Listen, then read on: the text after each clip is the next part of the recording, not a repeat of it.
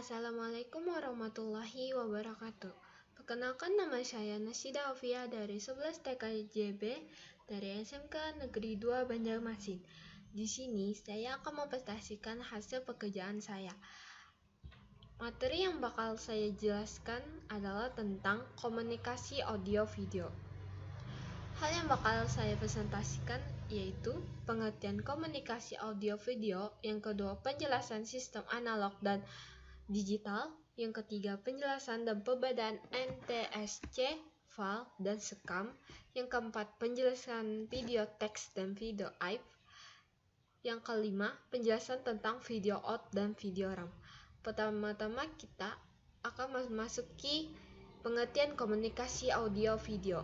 Komunikasi audio video atau sering disebut dengan komunikasi audio visual adalah proses penyampaian pesan atau informasi dari sumber kepada satu penerima atau lebih dengan cara memvisualisasikan sekaligus memperdengarkan isi pesan atau informasi kepada penerima dengan melalui media yang menunjangnya.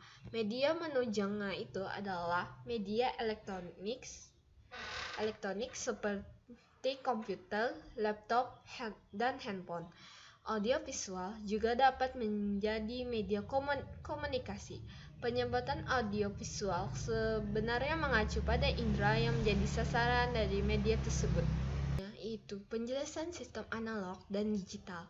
Sistem analog adalah suatu bentuk dari komunikasi elektronik yang merupakan proses pengiriman informasi pada gelombang elektromagnetik dan bersifat berkelanjutan atau disebut juga dengan sistem analog.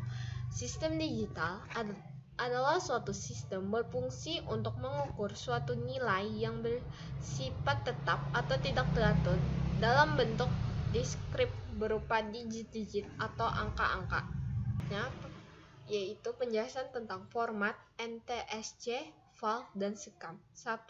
NTSC atau kepanjangan dari National Television System Community.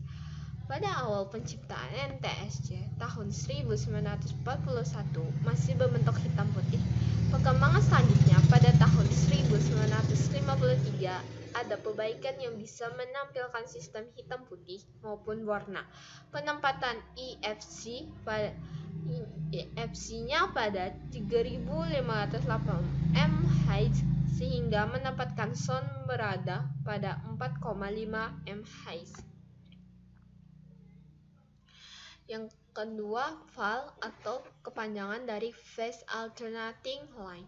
Nama file atau Phase Alternating Line diambil karena setiap sistem video yang dikirim dalam keadaan terbalik pada masing-masing garisnya, yang secara otomatis akan mengkoreksi error yang terjadi pada sistem transmisi.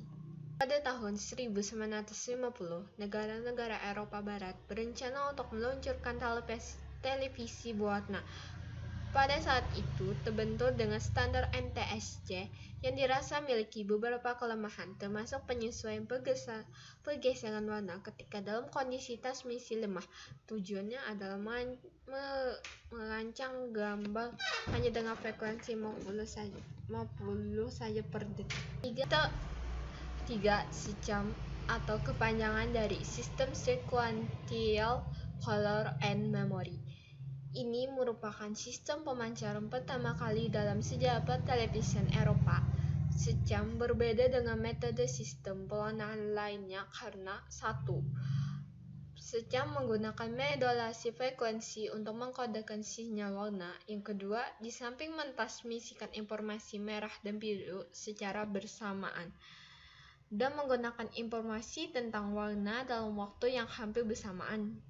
Perbedaan antara dua format di atas adalah fps atau frame per second yang lebih tinggi dari file, di mana pada file system fps-nya adalah 25 fps, yang berarti dalam 1 detik video kamera merekam 25 gambar, sedangkan pada NTSC menggunakan fps 29,97.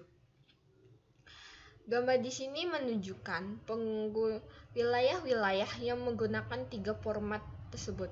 Warna hijau berarti menggunakan format NTSC, Yang warna merah artinya penggunaan secam, yang warna biru itu penggunaan file atau secam, yang abu-abu itu tidak diketahui infonya menggunakan apa.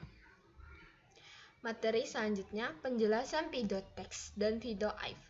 Video teks adalah pelayanan informasi interaktif dalam komputer pusat untuk ditampilkan pada layar tampilan video, umumnya televisi video. Kedua, video AIF merupakan video yang dilewatkan melalui AIF pada saat video AIF dipancarkan pada publik. Terdapat 3 kategori, yaitu dapat melalui satelit, melalui kabel, dan satu lagi melalui AIF dan format radio analog. Ketiga kategori tersebut, ya 1. Memancarkan video dari satu sumber ke berbagai tujuan. Pemancaran kategori ini terjadwal, sedangkan pemancaran AIF multicast kepada pengguna jaringan bisa secara langsung atau rekaman. Kategori kedua, video tersebut permintaan. Misalnya, hanya ada satu pengguna yang ingin melihat transmisi file video yang disampaikan dalam AIF unicast. Yang kategori ketiga, sebuah konferensi video interaktif yang bisa berlangsung antara 2 atau lebih pengguna. Kategori ini adalah tipe video yang kompleks dan dibutuhkan baik transmisi AIF unicast, bahkan di beberapa kasus multicast tergantung skenario masing-masing. Yang materi terakhir yaitu video out dan video RAM. Video out adalah sebuah fitur yang ada pada perangkat keras yang bisa menghubungkan kamera ke video ini, port pada televisi atau monitor, dan menampilkan citra digital di layar video. Ini adalah penampilan dari video out itu video RAM. Video RAM atau kepanjangan dari Video Random Access Memory atau biasa disingkat VRAM, merupakan salah satu komponen yang terpasang pada video card yang bekerja layaknya sebuah RAM.